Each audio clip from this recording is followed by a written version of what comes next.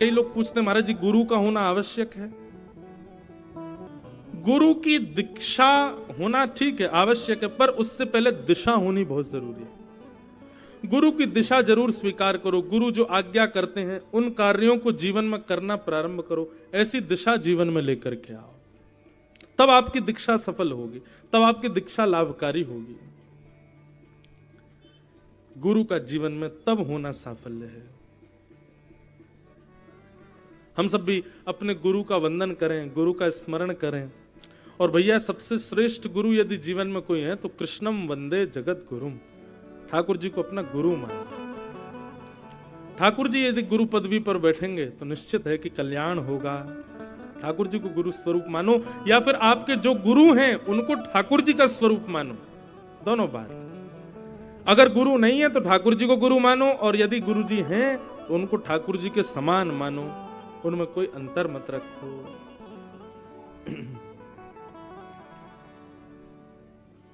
हमारे यहां गाते हैं, गुरु जी पैया लागू श्याम सो मिलाए दीजियो। गुरु जी पैया लागू श्याम सो। गुरु कौन है? गुरु वही जो सद्भाव जगावे, गुरु वही जो संशय मिटावे, गुरु वही जो शाम से मिला दे, गुरु वही जो वृंदावन में बसा दे। वो गुरु है। जिस गुरु के जीवन में आने पर ये सब नहीं हुए तो समझो अभी आपके शिष्यत्व में कमी है। हे मिलाए दीजियो रे मिलाए दीजियो, वो गहरे नदिया नाम पुरानी, गहरी नदिया नाम पुरानी। इन सब भावों के अर्थ समझिए। जिस घर भीतर घोर अंधेरा उस घर जोत जलाए दीजो। मतलब जिस किसी व्यक्ति के अंदर अज्ञान रूपी अंधकार हो, हे गुरुदेव आप अपने ज्ञान से वहां प्रकाश प्रज्वलित कर दीजिएगा।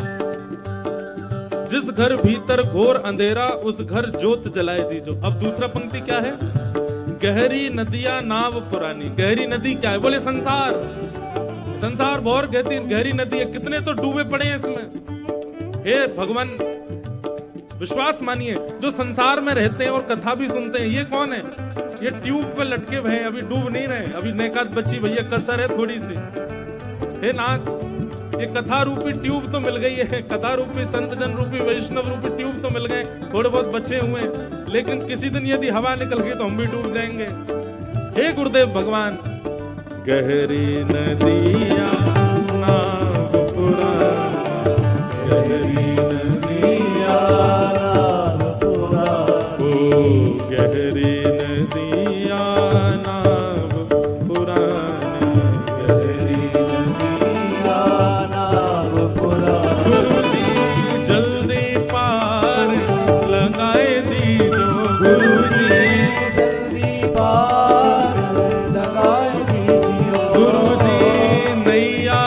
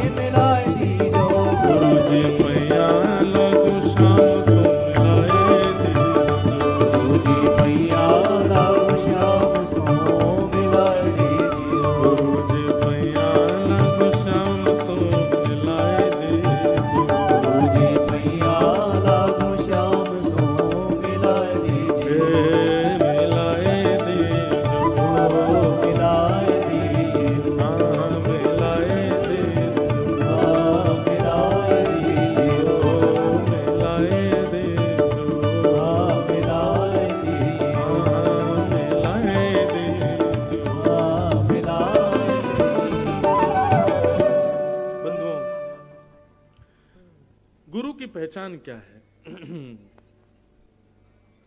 बहुत ज्ञानी होंगे, उनका रूप ऐसा होगा, उनका स्वरूप ऐसा होगा, उनके वस्त्र ऐसे होंगे, उनका ऑरा ऐसा होगा। नहीं, ये सब प्रभाव है। प्रभाव पर नहीं रीझना है, हमें स्वभाव पर रीझना है। स्वभाव कैसा हो? सबसे पहली पहचान तो बंधुओं गुरु की यह है कि आपके चित्त में प्रश्न थे, पर जैसे ही आपने गुरुदेव को प्रणाम किया, प्रणाम करते ही आपके सारे उत्तर मिल जाएं। उत्तर बताने की भी जरूरत ना पड़े, केवल देखने मात्र से उत्तर प्राप्त हो जाए। वो गुरु। आप कहेंगे ऐसा भी होता? निश्चित होता है, लेकिन एक बात सदैव याद रखना, गुरु का गुरुत्व प्रधान नहीं होता, शिष्य का शिष्यत्व श्रेष्ठ होना चाहिए। अगर आपके शिष्यत्व में ताकत है तो गुरु कैसा भी हो वो श्रेष्ठ ही हो जाएगा। पत्नी का पातिव्रत श्रेष्ठ हो, पति चाहे जैसा हो श्रेष्ठ हो जाएगा। पति का पत्नी व्रत श्रेष्ठ हो तो पत्नी कैसी भी हो श्रेष्ठ हो जाएगा। माता पिता कैसे भी हो, बालक आज्ञाकारी हो तो माता पिता श्रेष्ठ हो जाएंगे। बालक चाहे कैसे भी हो, माता पिता उनका पालन पोषण बढ़िया करें, बालक श्रेष्ठ हो जाएंगे। हम दूसरे से अपेक्षा क्यों करते हैं कि वो श्रेष्ठ बने? आप अपने भाव में श्रेष्ठता लाओ ना। बहुत सावधानी से सुनिएगा। कई लोग कहेंगे इस बात पर, बोले महाराज जी हम तो खूब श्रेष्ठता से अपना प्रेम निभा रहे थे, लेकिन सामने वाला ऐसा है ऐसा। तो कोई बात नहीं, दिक्कत क्या है उसमें? आप अपने कर्तव्य पर तो पूर्ण हो ना। अब सामने वाले का कल्याण हो ना हो ये उसके ऊपर निर्भर करता, आप अपना कर्तव्य निर्वहन करो। तो हमें कभी कभी ऐसा लगता है कि गुरु का गुरुत्व प्रधान नहीं होता, शिष्य का शिष्यत्व प्रधान होता है। शिष्य का शिष्यत्व श्रेष्ठ है तो गुरु अपने आप श्रेष्ठ हो जाएगा। अपने गुरुत्व को श्रेष्ठ बनाओ, शिष्यत्व को श्रेष्ठ बनाओ।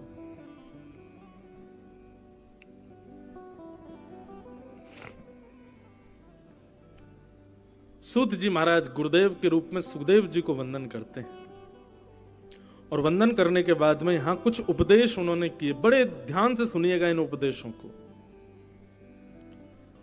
कि मुनयः साधु पृष्टोऽयं भवद्भिः लोकमङ्गलम् यत्कृत कृष्ण संप्रश्नो येनात्मा सुप्रसीदति।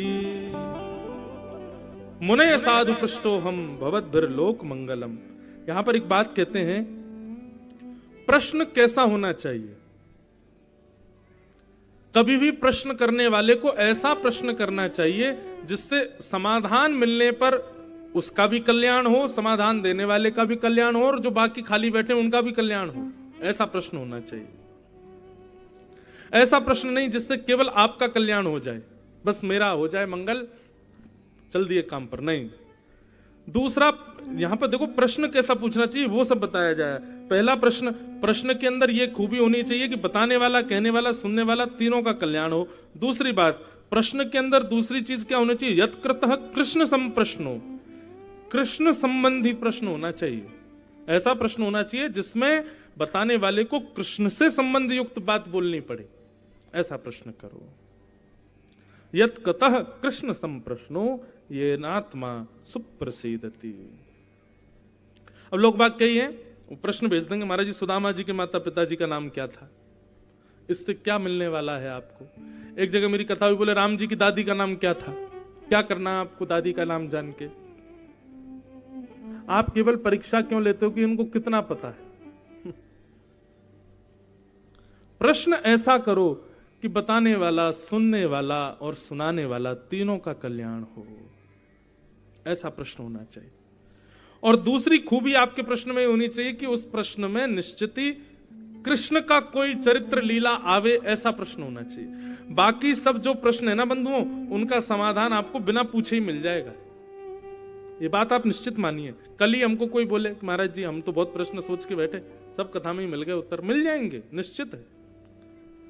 पर कभी पूछने का मन हो तो सदैव ये दो बातें याद रखना, प्रश्न में ये दो चीजें होनी चाहिए। एक तो सबके कल्याण का विषय होना चाहिए, दूसरा उस प्रश्न में भगवद चर्चा ज्यादा हो, ऐसा भाव होना चाहिए। हे सौनकादि ऋषियों, आप लोगों ने जो ये 6 प्रश्न किए हैं ना, ये सबके मंगल करने वाले, और इन प्रश्नों में कृष्ण कथा कहनी पड़ेगी तभी ये संभव होंगे, इसलिए आपका प्रश्न बहुत श्रेष्ठ है। और सूत जी कहते हैं कि सवै पुंसाम परो धर्मो यतो भक्तिर अदुक्षजे अहैतुक्य प्रतिहता येनात्मा संप्रसीदति। आहा, सवै पुंसाम परो धर्मो, सभी प्राणी मात्र का परम धर्म क्या है? अहैतुकी ठाकुर जी की भक्ति। अहैतुकी भक्ति किसको कहते हैं? चाहे कुछ हो जाए आपकी भक्ति डगमगाए ना। हमारी भक्ति कैसी होती है? जरा भी हमारी मनवांछित क्रिया ना हो तुरंत हमारी भक्ति सूक्ष्म हो जाती है। भक्ति कैसी हो? ठाकुर जी चाहे जो कर दें जीवन में, चाहे जो विडंबना जैसी परिस्थिति आ जाए, पर आपकी भक्ति उसी स्तर पर रहे जिस स्तर पर थी। इसको कहते हैं अहेतुकी भक्ति। बंधु, हम लोग कैसे हैं? हमारी कोई भी चीज स्थिर नहीं रह पाती। हम संसार के लोगों से भी कहते हैं हम इससे बहुत प्रेम करते हैं, उससे बहुत प्रेम करते हैं। अरे वहां भी प्रेम खत्म होता है आपका जब आपके विपरीत वो व्यक्ति जाता है, आपके मनोवांछित इच्छा के विपरीत वो व्यक्ति होता है, आपका प्रेम वहां भी कम हो जाता है। तो भक्ति तो बहुत दूर की बात है। और एक बात और कह दें आपसे, आप जब स्वयं को भक्त घोषित करते हो तो ठाकुर जी प्रतिज्ञा लेते हैं हर प्रकार के आपके ऊपर आपत्ति विपत्तियां डाली जाएं ताकि आपकी भक्ति टूटे। पर आप प्रयास करना कि आपकी भक्ति कभी कम ना हो। दोनों स्थिति हैं। आप भक्त बन गए और भक्त बनने के बाद में यदि प्रतिकूल जीवन हो गया तो भी भक्ति कम हो जाती है। और कई बार भक्त बनने के बाद बहुत अनुकूल जीवन हो जाए, नाम हो जाए, प्रतिष्ठा हो जाए, खूब ज्यादा पैसा हो जाए, आदि आदि सब हो जाए, तो भी भक्ति कम हो जाती है। इसलिए भैया, भक्त बनने के बाद में प्रतिकूलताएं बढ़े या अनुकूलताएं बढ़े, आपकी भक्ति नहीं डगमगानी चाहिए, वो स्थिर रहनी चाहिए अपने स्तर पर। इसको कहते हैं परम धर्म, अहेतुकी भक्ति। वो भक्ति कभी कम ना हो। श्री कुम्मन दास जी का चरित्र आता है। अष्ट सखाओं के एक स्वरूप हुए श्री कुम्मन दास जी महाराज। बहुत ध्यान से सुनिएगा। कुम्मन दास जी की गोद में बैठ करके ठाकुर जी लीला करते थे। नन्हे से गोपाल जी गोद में बैठ जाते और कुम्मन दास जी कैसे ठोड़ी पकड़ते रहते, उनकी दाढ़ी से खेलते ठाकुर जी। कुम्मन दास जी इतने दीन थे, इतने गरीब थे कि उनके घर में तिलक स्वरूप लगाने के लिए भी शीशा नहीं था। वो कठौते में जल भर के उसमें अपना परछाई देख करके तिलक लगाते थे। एक दिन अपने घर के बालक से मांगने लगे कि आरसी लेके आओ, तिलक लगाना है। तो घर के बालक ने कहा, बोले आरसी तो पड्डा पी गए हो, कठौते का जलता पी गया पड्डा, अब कहां से आरसी लगा मैं। इतने दीन थे, मतलब इतनी व्यवस्था नहीं थी उनके घर पर।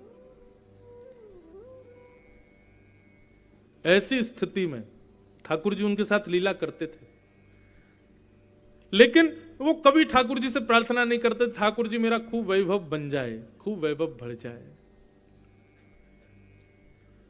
कुम्मन दास जी अपने खेत में, आज भी कुम्मन दास जी के खेत हैं हमारे वहां गोवर्धन में, तो कहते हैं कुम्मन दास जी हल आगे जोतते, हल लेके चलते थे और पीछे ठाकुर जी अपने हाथ से बीज डालते हुए चलते थे, स्वयं ठाकुर जी। ये कोई सतयुग त्रेता द्वापर की कथा नहीं है, इसी कलयुग में, इसी कलिकाल में ठाकुर जी पीछे पीछे बीज डालते हुए चलते थे कुम्मन दास जी के साथ। एक बार का प्रसंग आता है कि कुम्मन दास जी हल चला रहे थे और ठाकुर जी बीज उड़ाते हुए चल रहे थे पीछे पीछे। इतने में ही शाम के 4:30-5 बज गए। मंदिर खुलने का समय, उत्थापन के घंटे घड़ियाल बजने लगे। ठाकुर जी का मंदिर खुलने वाला है। घंटे घड़ियाल की आवाज सुनकर के कुम्मन दास जी ने तुरंत हल छोड़ा, हाथ पांव धोने लगे। हाथ पांव धो करके पहुंच करके मंदिर की ओर भागने लगे। ठाकुर जी पीछे पीछे भागे। अरे कुंभना, मैं तेरे संग खेत में काम कर रहा हूं, तेरे संग खेत में बीज बुबा रहा हूं, और तू है का मोह मार छोड़ के मैं मंदिर में जा रहा हूं। अरे जब मैं तेरे संग यहीं बैठा हूं तो फिर मंदिर में काहे को जा रहा है? कुम्मन दास जी बोले, जय जय, आप मेरे संग खेत में बीज बुब्बा पे आयो, आज आयो, कल आओगे कि नहीं कछु पता थोड़ा ही है। कल आपको मन नहीं किया तो कल नहीं आओगे, परसों आपको मन किया तो फिर आ जाओगे। तो यहां मेरे पास आनो नहीं आनो ये आपके मन के ऊपर निर्भर है, लेकिन मंदिर में तो हमारे आचार्य ने आपको बिठाया है, वहां से तो आप कहीं नहीं जाओगे। इसलिए मंदिर में तो आप नित्य मिलोगे, इसलिए मंदिर का दर्शन मैं कैसे छोड़ दूं? आप मेरे घर आ रहे हो, नहीं आओगे, ये तो आपकी इच्छा है, लेकिन मंदिर में तो आप सदा विराजोगे। मंदिर तो आप कभी नहीं छोड़ सकते, इसलिए उस मंदिर को मैं क्यों छोड़ दूं? क्योंकि आप घर आ गए? नहीं, मैं उसका त्याग नहीं करूंगा। बंधु, इसको कहते हैं अहितु की भक्ति। कैसी भक्ति? अहितु की भक्ति। निश्चित मानिए, विश्वास मानिए, आप में से यहां इतने लोगों में से किसी एक को भी भगवान मिल गए, दूसरे दिन से वो कथा सुनना बंद कर देगा। क्यों? ठाकुर जी तो मिल गए हमको, अब क्या कथा सुननी?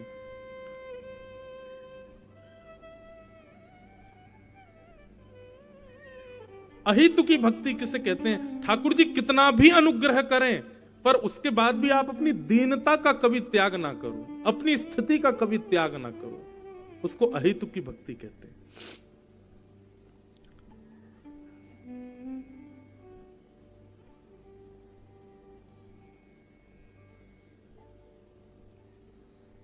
अहितु की भक्ति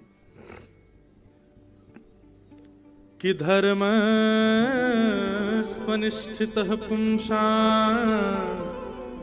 विश्वक्सेन कथा सुयः नोत्पादयेदधिरतिं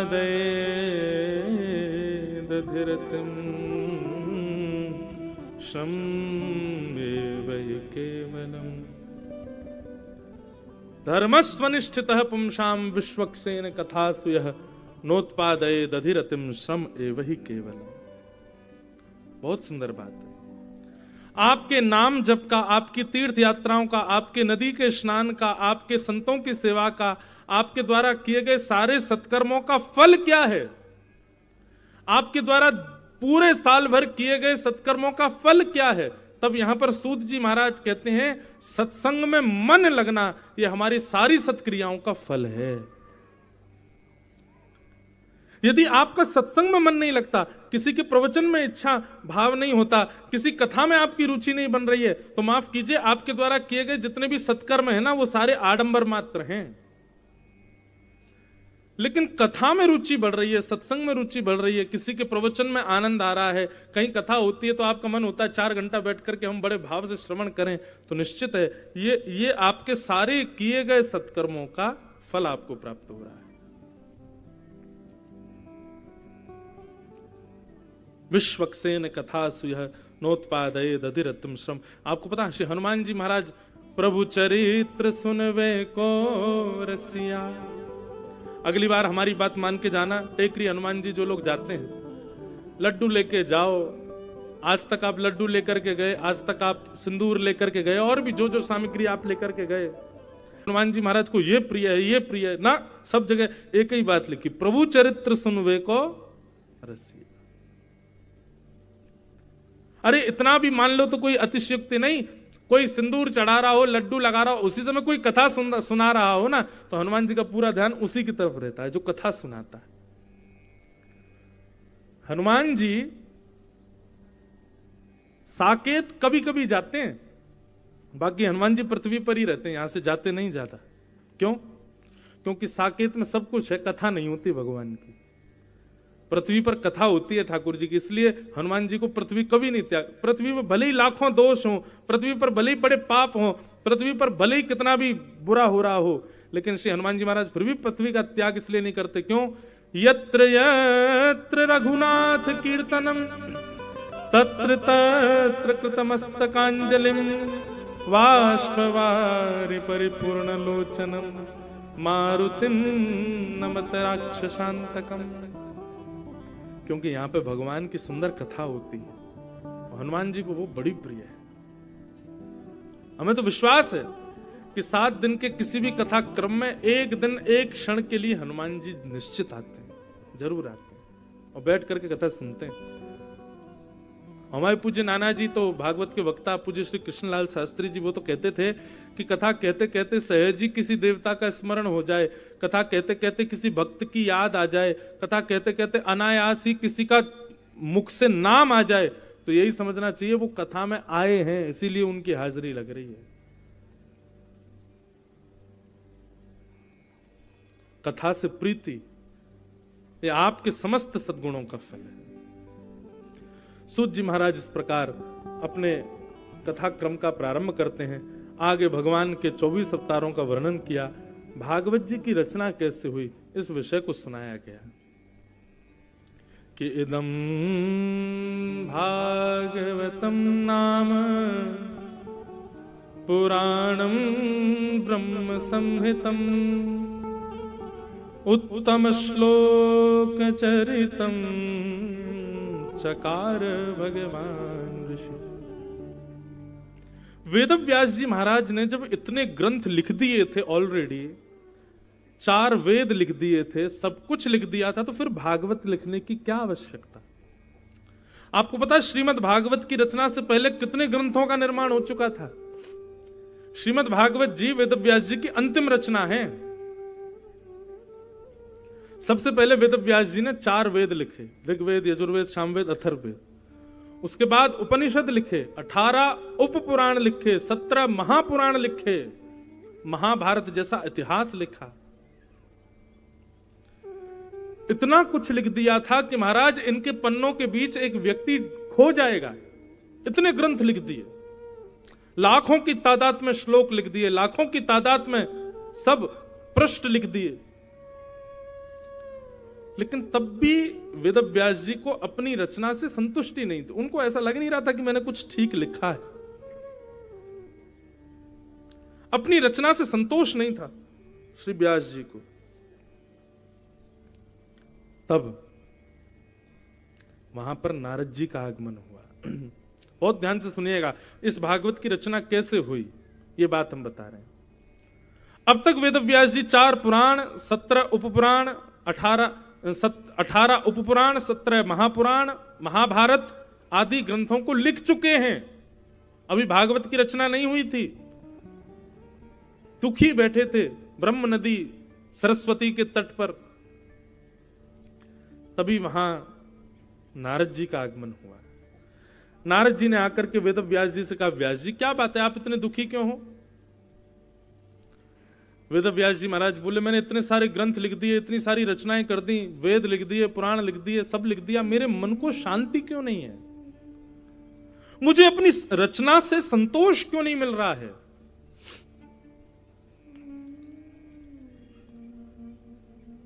नारद जी महाराज बोले, मैं बताऊं।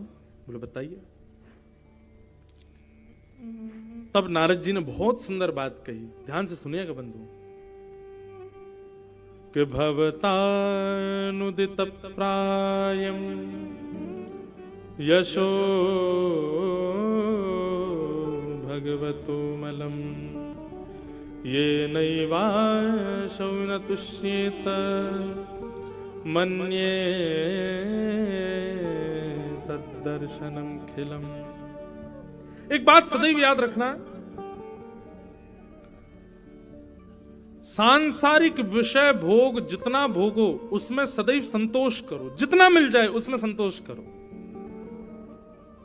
बहुत ध्यान से सुनिए, संसार से संबंध रखने वाली वस्तु जितनी मिल जाए उसमें संतोष करो, जितनी कम मिल जाए उसमें संतोष करो, और भगवत वस्तु जितनी ज्यादा मिले उसमें भी असंतोष रहो।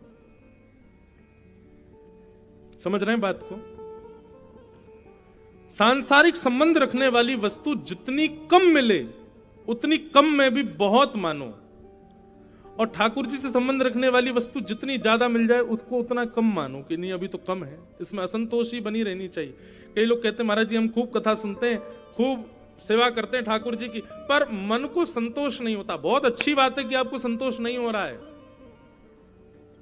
कथा सुनने से यदि संतोष हो गया तो कथा सुनोगे ही नहीं, फिर सेवा से संतोष हो गया तो सेवा करोगे नहीं, वृंदावन जाने से मन भर गया तो वृंदावन जाओगे नहीं। ये अपूर्णता सदैव बनी रहनी चाहिए भक्ति में। संसार में जितना हो सके उतना पूर्णता का अनुभव करो, और ठाकुर जी की भक्ति में जितना हो सके अपूर्णता का अनुभव करो। ये बना रहना चाहिए। और एक बात और सुन लीजिए, बहुत ध्यान से सुन लीजिए। ठाकुर जी की सेवा में, ठाकुर जी की कथा में, ठाकुर जी से संबंधित किसी भी भाव में यदि आपको पूर्णता का अनुभव किंचित भी हो गया तो समझ लेना ठाकुर जी अब आपसे दूर होने प्रारंभ हो गए। किसी ने कहा चलो वृंदावन चल रहे हैं, भाई खाली तो बैठे हो, क्या कर रहे हो यहां पे, चलो वृंदावन चलें। ठीक है, आप जा सकते हो, बन सकती है लीला, आप होके आ सकते हो, लेकिन आपके मन में क्या, सर्दी पड़ रही है यार, कंबल में पड़े रहेंगे, क्या वृंदावन जाएं, मां तो यहां से भी ज्यादा सर्दी है। और ये विचार करके आलस्य के कारण आप वृंदावन जाना अपना स्थगित करते हो, तो ये मत सोचना कि आप नहीं गए हो, ठाकुर जी ही नहीं चाहते कि आप आओ। इसी आपके हृदय में वो आलस्य प्रकट हो रहा है। नित्य कथा सुनने आ रहे हो, एक दिन 2 दिन आ गए, तीसरे दिन अरे यार वही कथा, वही व्यास जी, वही भजन, वही कीर्तन, वही जगह, क्या क्या चाहिए, सुन लेंगे, बात होती रहती गुना में कथा, कभी और सुन लेंगे। तो ये मत सोचिए कि आप नहीं गए हैं, भागवत जी नहीं चाहती कि आप आओ और सुनो। जिस दिन आपके हृदय में ठाकुर जी की भक्ति, कथा, सेवा के प्रति संतुष्टि सी हो जाए और पूर्णता सी लगने लग जाए, बस हो गया, उस दिन समझना अब ठाकुर जी दूर हो गए। ठाकुर जी कम से कम 10 कदम पीछे चले गए आपसे, और धीरे धीरे पीछे ही जाएंगे। लेकिन एक व्याकुलता बनी है, जैसे प्यासे को पानी की व्याकुलता रहती है, ऐसी आपके भीतर भी व्याकुलता है। कब मेरा काम पूरा हो, कब मैं कथा में जाऊं, कब मेरी ये पूरा हो, मैं तुरंत पहुंच जाऊं। लोग बाग मिलने के लिए आते हैं, तब आकर के बताते महाराज जी हम जा रहे थे, हमको तब पता चला यहाँ कथा हो रही है तो हम रुक गए। मैं उनसे तो सामने नहीं बोलता, पर मन में भाव आता है आप रुके नहीं है, ठाकुर जी ने रोका है। हमारे तो घर में महाराज जी ऐसे ऐसे ब्याह था, मैंने तो बोल दिया मैं तो उसी दिन आऊंगा, मैं तो कथा सुनूंगा, मुझे तो कथा सुननी। तब मन में भाव आता है तो ठाकुर जी चाहते हैं कि सुने। इसलिए भैया ये सूत्र समझ लीजिए, अगर आप वैष्णव हो तो संसार की किसी भी वस्तु के तनिक उपभोग को भी बहुत मानो, और ठाकुर जी की बहुत कृपा को भी तनिक मानो, ऐसे जी। अभी तो कुछ मिला ही नहीं, अभी तो कुछ हुआ ही नहीं है, अभी तो बहुत कुछ प्राप्त करना है।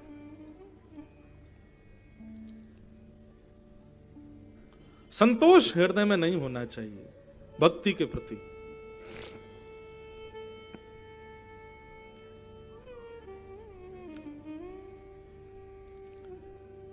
श्री नारद जी महाराज कहते हैं,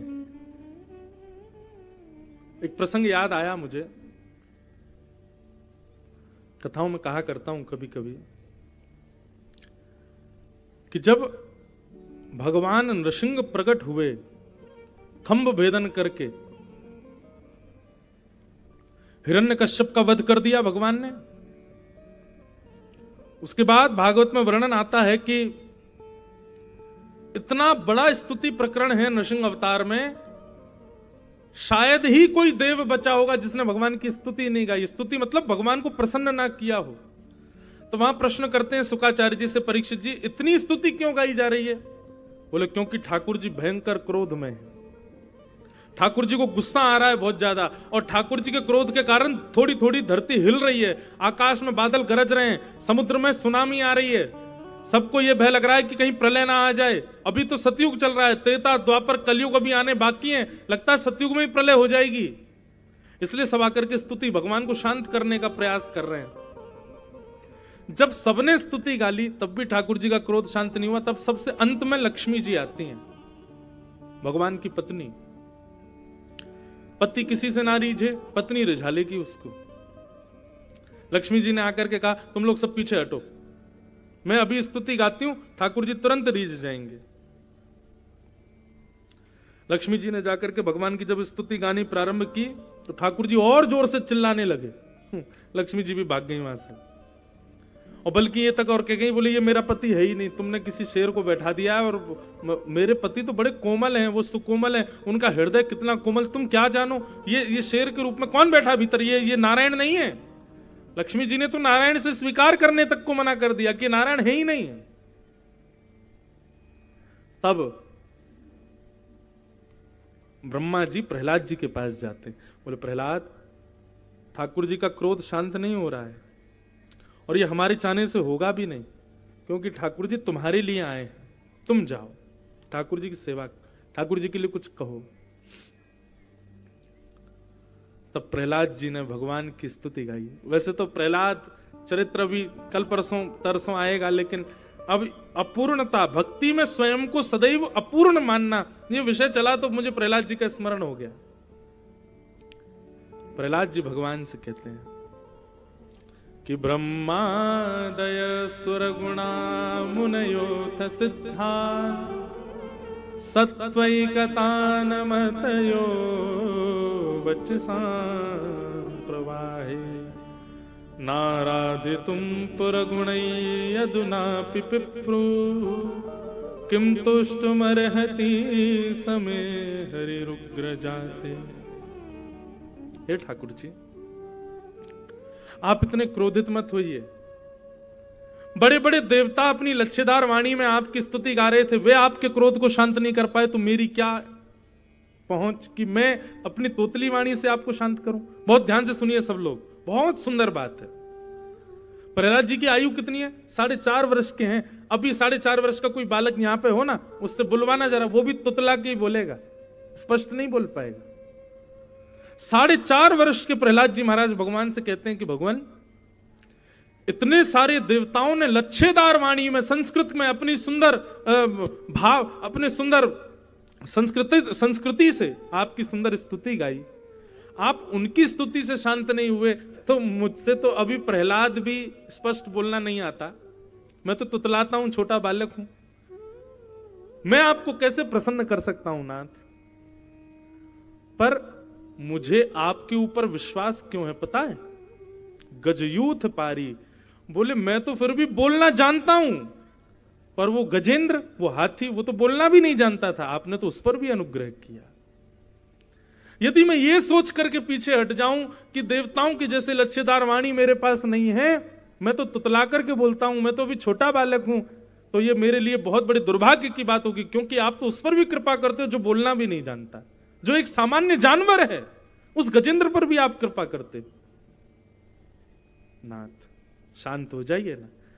ओहो, ये बात सुनते ही नृसिंह भगवान के तो सब गुस्सा उससे सब ठंडा हो गया, और तुरंत दौड़ करके गए, प्रहलाद को हृदय से लगा लिया, अपनी जीभ से चाटने लगे, वरदहस्त प्रहलाद जी के सिर पर घुमाने लगे, बार बार अपने अंक में भरने लगे। नन्हे से प्रहलाद जी को ठाकुर जी ने अपने हृदय से लगा लिया।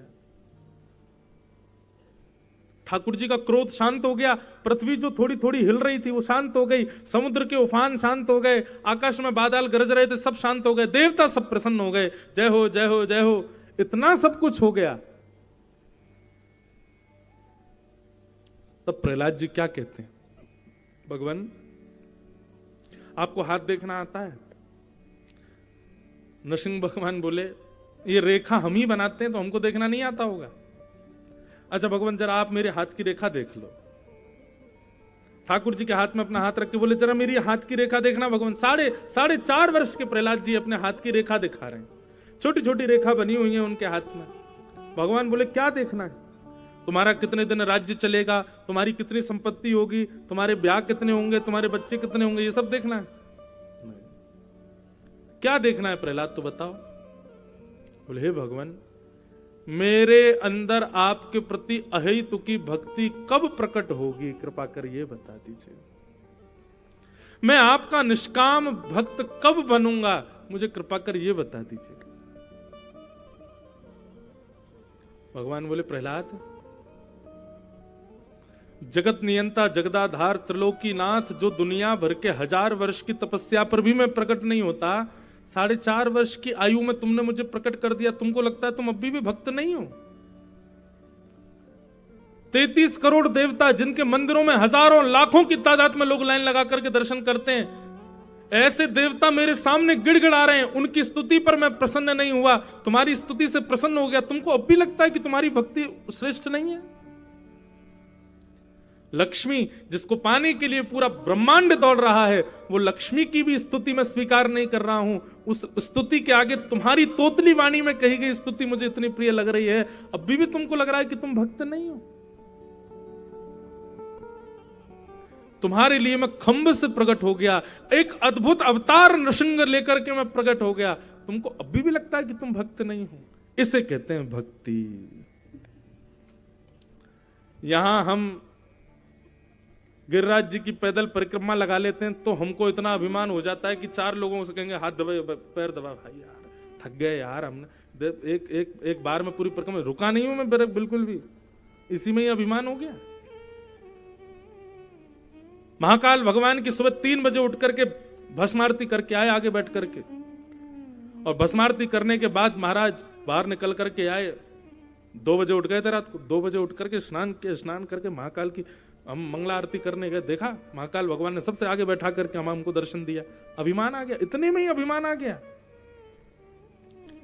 7 दिन एक आसन पर बैठ करके कथा सुन ली, तो फिर आदमी को आदमी नहीं समझ रहे हम, पैर ऐसे से ऐसे भी नहीं किए हमने, एक आसन पर बैठ के पूरे, बस इतने में ही अभिमान आ गया। और यहां प्रहलाद के लिए भगवान नृसिंह बनकर के प्रकट हो गए, तब भी प्रहलाद जी कहते हैं कि भगवान मेरी हाथ की रेखा देख के बताओ मैं आपको भक्त कब बनूंगा।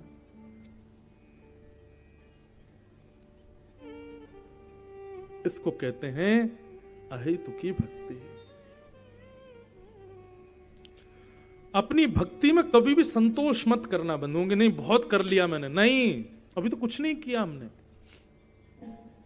अभी तो हमारी भक्ति अपूर्ण है, हमारी भक्ति में कोई श्रेष्ठता योग्यता है ही नहीं। इसलिए मैं कह रहा हूं, इस बात को लिख लीजिए, संसार की उपभोगी वस्तु इतनी भी मिले तो उसको इतना मान करके जियो, और ठाकुर जी की भक्ति इतनी भी मिले तो उसको सूक्ष्म मान करके रहो। अभी तो कुछ मिला ही नहीं, अभी तो कुछ हुआ ही नहीं हमारे साथ।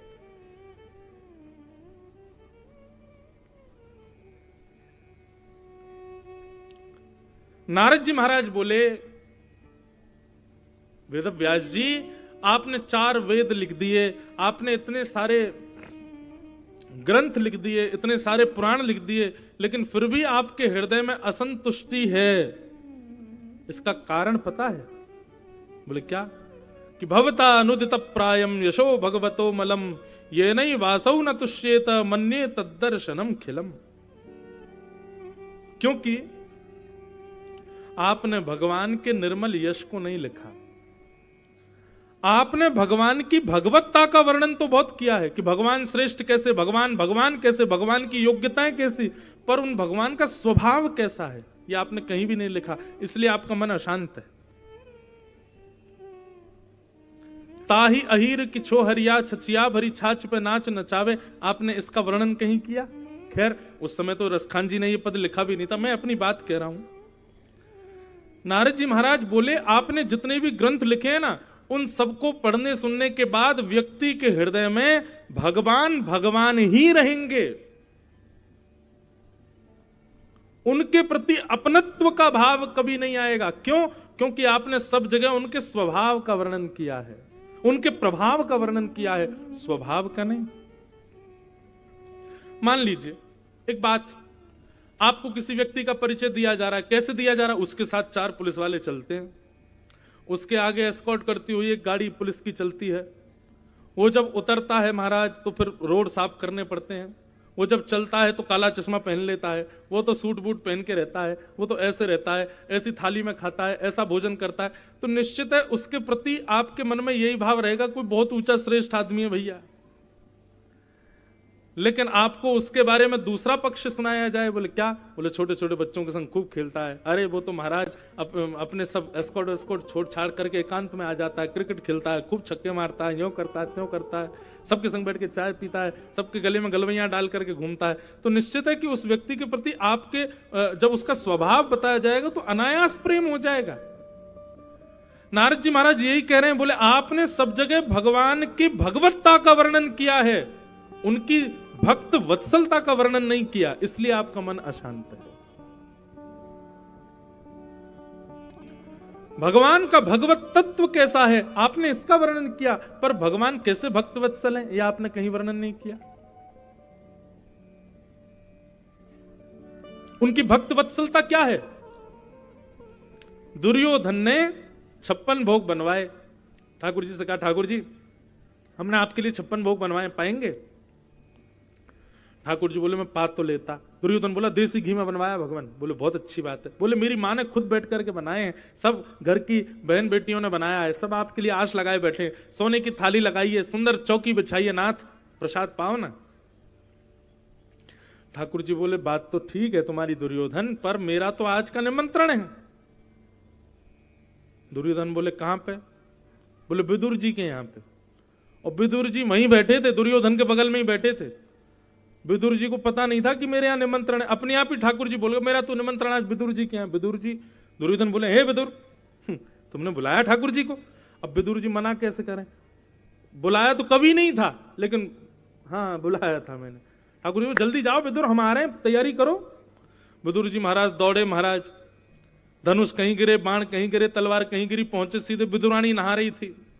अरे क्या कर रही हो? बोले स्नान कर रही हूं। बोले जल्दी बाहर आओ, बोले कुछ निकले कुछ, चले कहीं, पैर जाएं कहीं। विदुरानी बोली हो क्या गया? बोले आज भरी सभा में ठाकुर जी बोले कि मेरा निमंत्रण तो विदुर काका के यहाँ है, और मुझसे बोला है जल्दी जाके व्यवस्था करो, मैं आ रहा हूं। देवी तुम जल्दी वस्त्र पहनो, ठाकुर जी आ रहे हैं। ठाकुर जी आ रहे हैं ये समाचार सुनते ही विदुरानी भूल गई कि मैं क्या कर रही थी, गीले वस्त्रों में बाहर आकर के सब सामने। विदुर जी बोले वस्त्र तो बदल लो। हाँ अभी करती हूँ, रुको क्या कर वस्त्र, अच्छा ठाकुर जी आ रहे हैं। बोले हाँ, पता ही नहीं चल रहा, स्थिति बदल गई बिल्कुल। विदुर जी महाराज बोले घर में कोई सामग्री नहीं है, मैं जल्दी से कुछ फल लेके आता हूं बाजार से। विदुर जी महाराज बाजार के लिए गए और इतने में ठाकुर जी का आगमन हुआ। आधे गीले वस्त्र आधे सूखे वस्त्रों में विदुरानी खड़ी है। तभी ठाकुर जी आके गेट खटखटा देते हैं, खोलो जल्दी खोलो, भूख लगी हमें। ठाकुर जी के मधुर स्वर सुनते ही विदुरानी के तो होश चले गए। द्वार खोल करके देखा तो शंख चक्र गदा पद्मधारी श्रीमन नारायण द्वार पर खड़े हैं। ये ठाकुर जी का स्वभाव है। दुर्योधन की मेवा त्यागी, साख विदुर घर खाई, सबसे ऊंची प्रेम सगाई। सोचो बंधुओं, मैं कभी कभी कथाओं में बताया करता हूं, ठाकुर जी यदि हमारे जीवन में आएंगे तो हमारी स्थिति क्या होगी। ठाकुर जी यदि कभी हम पर अनुग्रह करेंगे तो हमारा व्यवहार, हमारी स्थिति कैसी हो जाएगी। तो सबसे पहला जो होगा वो क्या होगा, आपकी याददाश्त इतनी भी जा सकती है कि आप अपना नाम भी भूल जाओ कि आप कौन हो। बच्चे, परिवार, प्रॉपर्टी, ये तो बहुत दूर की बात है, आप खुद को भी भूल सकते हो कि मैं कौन हूं। ठाकुर जी जीवन में आ गए तो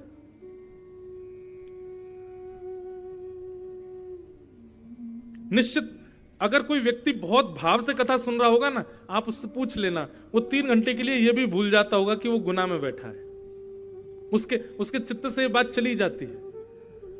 ठाकुर जी जब जीवन में आएंगे तो सबसे पहला क्या होगा कि आप अपनी स्थिति से परे हो जाओगे, आप देहाभिमान शून्य हो जाओगे, चलोगे कहीं, पैर रखोगे कहीं, बोलोगे कुछ, निकलेगा कुछ। ये सबसे पहली स्थिति है भगवत प्राप्ति की।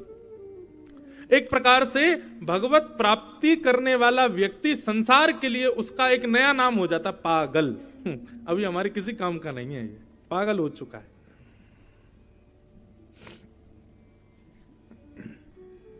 विदुरानी जी ने जब ठाकुर जी को देखा तो 45 मिनट तक तो देखती रही, नेत्रों से आंसू। ठाकुर जी बोले काकी जी ऐसे मेहमान नवाजी करते हैं? हम यहां खड़े हैं द्वार पे, आप भीतर तो बुलाओ। हमारे यहां कोई मेहमान आते हैं ना तो हम लोग घर सजाते हैं, बाहर तक पुष्प बिछा देते हैं, उसके लिए पटाखे वटाखे लगा देंगे कि आओ, आते ही महाराज वो न्यों कहे कि क्या बात है। ये सांसारिक मेहमानों के लिए इतनी व्यवस्था कर लोगे, लेकिन ठाकुर जी आएंगे जिस दिन घर पर, उस दिन आप कोई व्यवस्था नहीं कर पाओगे। और व्यवस्था अगर आपने कर ली तो समझना ठाकुर जी नहीं आ रहे हैं, कोई और ही आ रहा है। क्योंकि ठाकुर जी आने वाले होंगे तो इतनी सुध-बुध होगी नहीं कि आप व्यवस्था कर सको।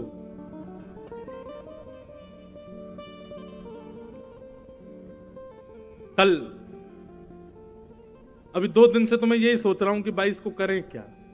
अभी अभी मन में ये भाव आया कि यदि पता चल गया कि हम क्या करें तो ये समझ लेना राम जी आए ही नहीं।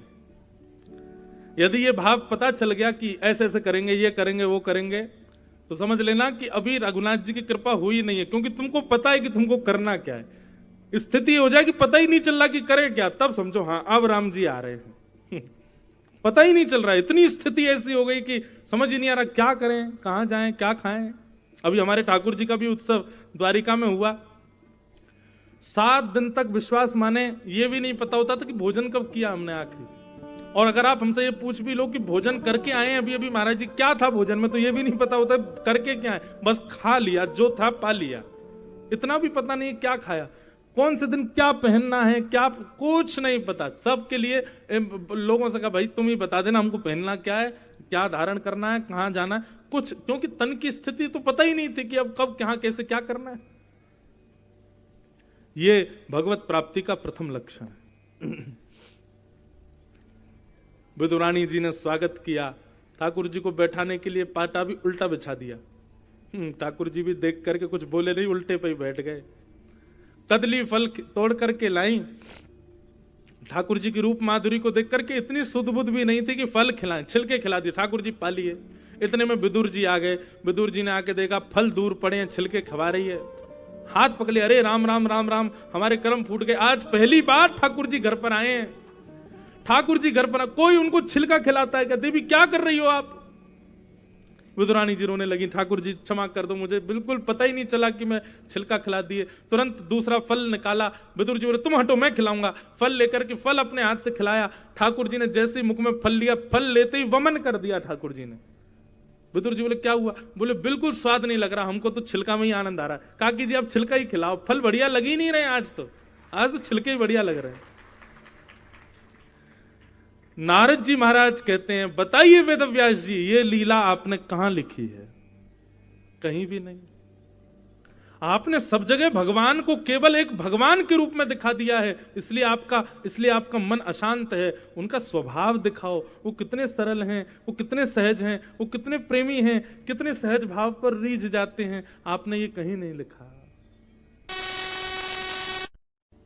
सबसे ऊंची प्रेम सगाई, सबसे ऊंची प्रेम सगाई, सबसे ऊंची प्रेम सगाई, सबसे ऊंची प्रेम सगाई, सबसे ऊंची प्रेम कैसे ओ प्रेम के वश अर्जुन रथ हांक्यो, प्रेम के वश अर्जुन रथ हांक्यो, प्रेम के वश अर्जुन रथ हांक्यो, प्रेम के वश अर्जुन रथ हांक्यो। भैया महाभारत में क्या हुआ था? ड्राइवर मालिक से कह रहा है, हे मालिक जी गाड़ी लेके आओ, मुझे जाना है कहीं पर। ये सुनने में कितना अटपटा लग रहा है कि ड्राइवर मालिक से कह रहा है गाड़ी लाओ, लेकिन महाभारत में यही हुआ। अर्जुन भगवान से कहता सेनयोर भयोर मध्य रथम स्थापयमेच्युत। अर्जुन ने भगवान से प्रार्थना नहीं करी है, अर्जुन ने भगवान से जिज्ञासा नहीं की, अर्जुन ने भगवान को आज्ञा की है कि मेरा रथ लेकर के आइए और मुझे लेकर के वह सेना के बीच में चलिए। ठाकुर जी कह रहे हैं जो आज्ञा। तुरंत रथ लेकर के आए, अर्जुन को बैठा के ले गए। ये भैया कृष्ण साधारण नहीं, ये ऐसे भ्रगुटी टेढ़ी करते हैं ना तो पूरी पृथ्वी डामाडोल हो जाती है। उन श्री कृष्ण को अर्जुन आज्ञा दे रहा और वो जो आज्ञा करते हुए रथ लेकर के आ जाते हैं। ये आपने कहां लिखा व्यास जी? कहीं भी नहीं, इसीलिए आपका मन शांत है।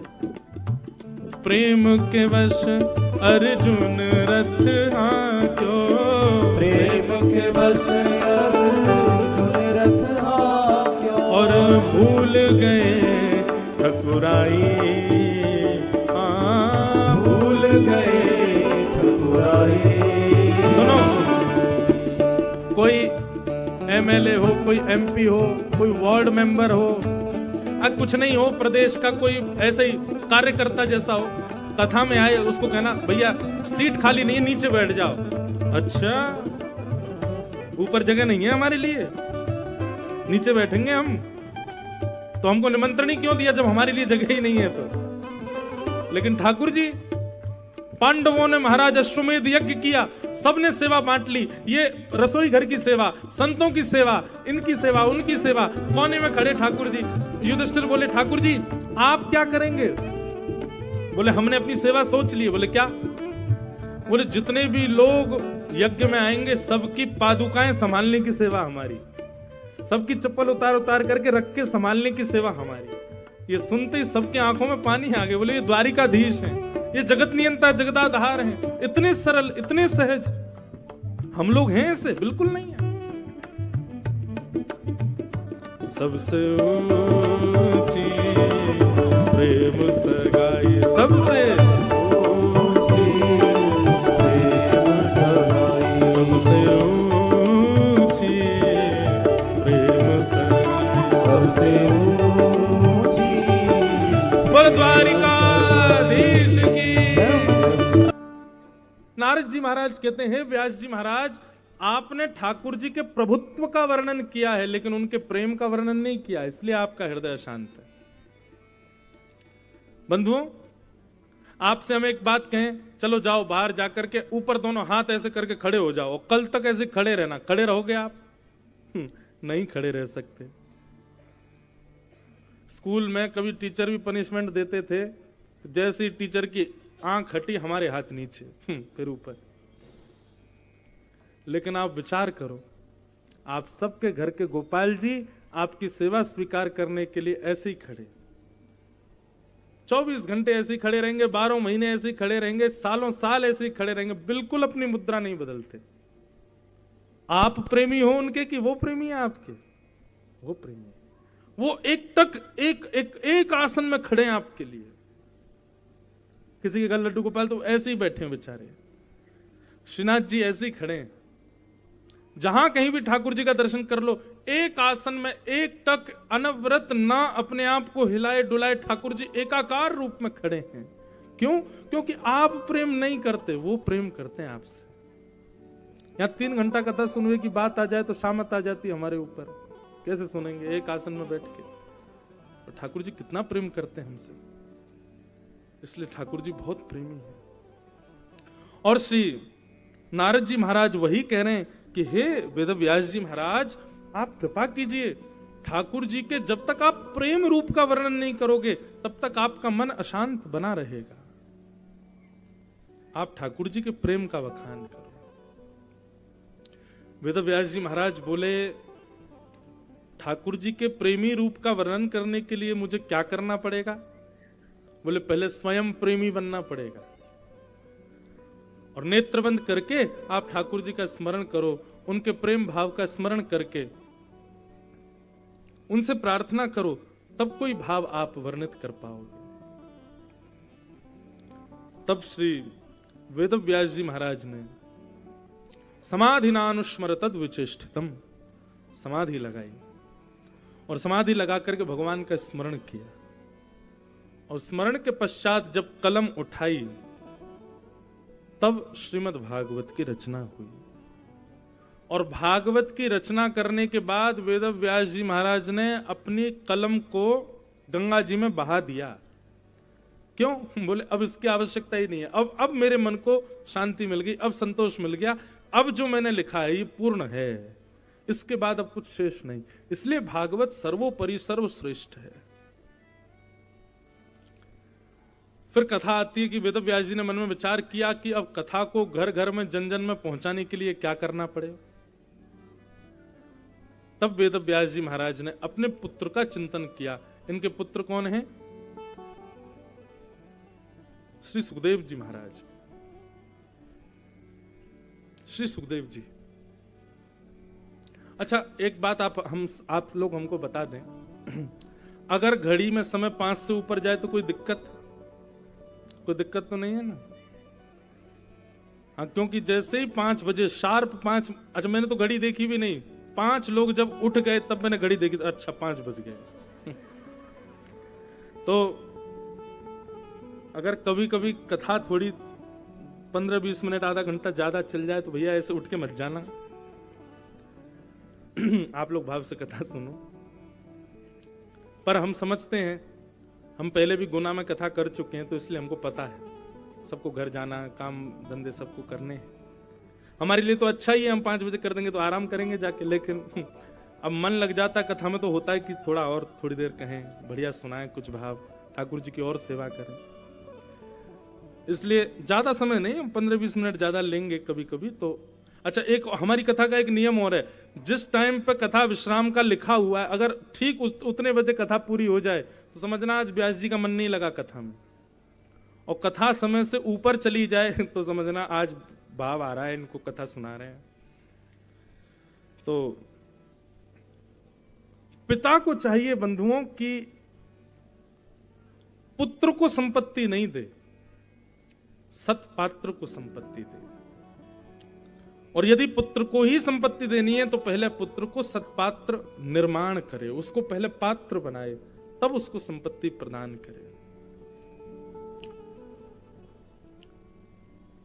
भक्ति भी एक रत्न है और सबको प्राप्त नहीं होती। भक्ति रूपी रत्न भी उसी को प्राप्त होता है जो पात्र है। और निश्चित मानिए श्रीमद् भागवत की कथा आपको पात्रता प्रदान करती है, भक्ति प्रदान नहीं।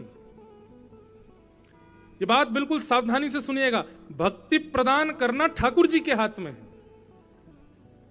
भक्ति प्रदान करना श्री जी के हाथ में है। कथा, गुरुजन, संत सेवा, ये सब तो आपको पात्र बनाएंगे कि आप उस भक्ति को धारण कर सको। यहां आप कथा सुनने के बाद में आप भक्त बन गए, ऐसा नहीं है। कथा सुनने के बाद में आपको देखा जाएगा कि आप पात्र बने कि नहीं। जब दिखेगा कि हाँ आप पात्र हो गए हो, तब श्री जी कृपा करके आपको भक्ति प्रदान करेंगे।